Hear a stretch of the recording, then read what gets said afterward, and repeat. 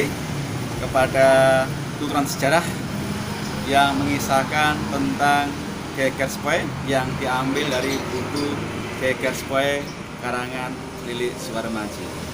Para sahabat, saya sekarang ada di Plengkung Gondomanan atau yang dikenal dengan Plengkung Madyosuro. Kita lihat di sini tidak ada plengkungnya. Jadi tahun 1812 Gondomanan di sini atau Plengkung Gondomanan di sini dahulu sebuah plengkung. Kalau sekarang dapat kita lihat seperti Plengkung Wijilan atau Plengkung Gading. Jadi ada atapnya. Ya. Nah, sejak pemerintahan Sultan Hamengkubuwono ke-8, plengkung digusur sehingga sampai sekarang tampak terbuka seperti ini. Alasan Sultan Hamengkubuwono ke-8 merombak total karena lalu lintas yang padat saat itu sehingga mengganggunya. Untuk itulah kemudian Sultan Hamengkubuwono ke-8 mengambil kebijakan untuk merombak sehingga tampak seperti sekarang ini. Nah, kali ini saya akan menceritakan tentang terlukanya sang komandan Kolonel Gillespie. Nah, seperti yang sudah direncanakan dari awal, bahwa ketika pertemuan di Batavia pada bulan April 1812, Gillespie mengusulkan bahwa penyerangan ke Keraton Yogyakarta ada dua arah. Yang pertama yaitu dari arah utara dan yang kedua dari arah timur. Dari arah utara adalah depan keraton yang akan langsung menuju keraton, dan dari arah timur disinilah arah penyerangan dari Gondomanan ini. Nah, Gillespie mengatakan bahwa dari utara itu hanya sebagai pengecok, sedangkan penyerangan yang paling utama adalah dari arah timur, dari Plengkung Gondomanan atau Plengkung Madyosuro ini. Ketika ini dijebol oleh pasukan Inggris dan Sepoi, maka nanti Keraton Yogyakarta akan segera dikuasai. Penyerangan dari arah sebelah timur ini dikomandani oleh Letnan Kolonel Mackenzie. Jadi dia orang yang luar biasa. Jadi diserai oleh Gillespie untuk memimpin penyerangan dari arah timur ini. Jadi dulu di sini adalah selokan ya atau jagang ya. Nah, jagang-jagang ini kemudian diatasi oleh Letnan Kolonel Mackenzie dan anak buahnya sehingga Plengkung Madyosuro ini dapat dijebol dan akhirnya pasukan Sepoi dan pasukan Inggris dapat melalui ini untuk menyerbu Keraton Yogyakarta. Ya, sekarang saya ada di alun-alun utara Keraton Yogyakarta. Nah, dapat dilihat di sana adalah Siti Hinggil Keraton Yogyakarta. Nah, ketika Kolonel Robert Rollo Gillespie menyerang kota atau menyerang Keraton Yogyakarta, dia memerintahkan menyerang dari dua arah, yaitu dari utara dan dari arah timur.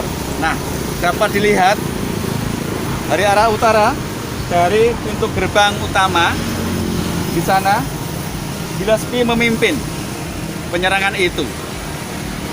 Jadi dia mempunyai watak yang luar biasa, jadi seorang komandan tapi langsung memimpin pasukan di medan pertempuran.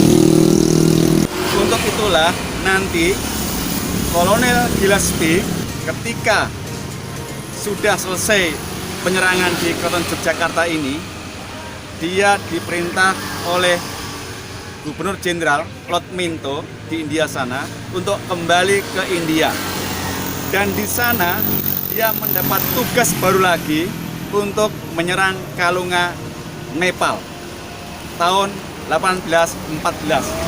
Nah, ketika di Nepal itulah Gillespie tewas di medan pertempuran.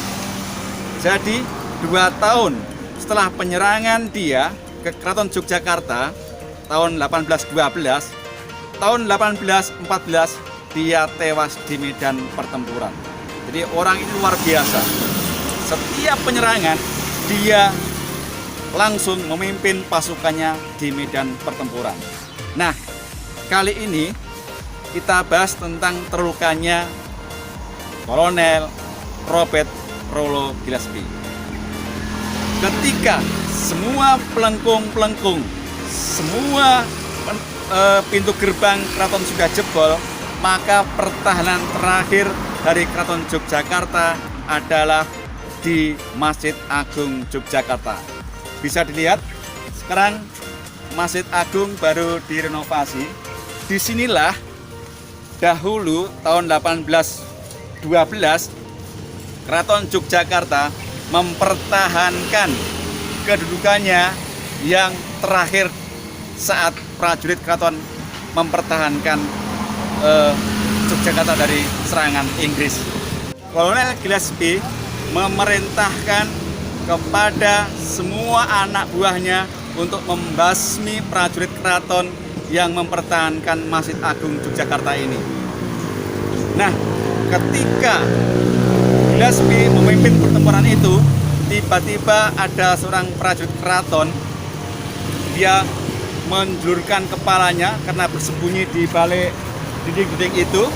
Kemudian dia menembakkan semua apa yang dilihat.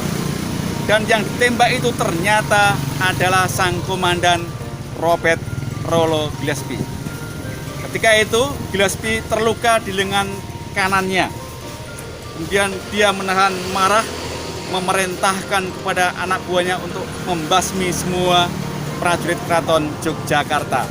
Sesaat setelah Gillespie terluka di lengannya, kemudian dia memerban lengannya itu sambil memerintahkan untuk membasmi.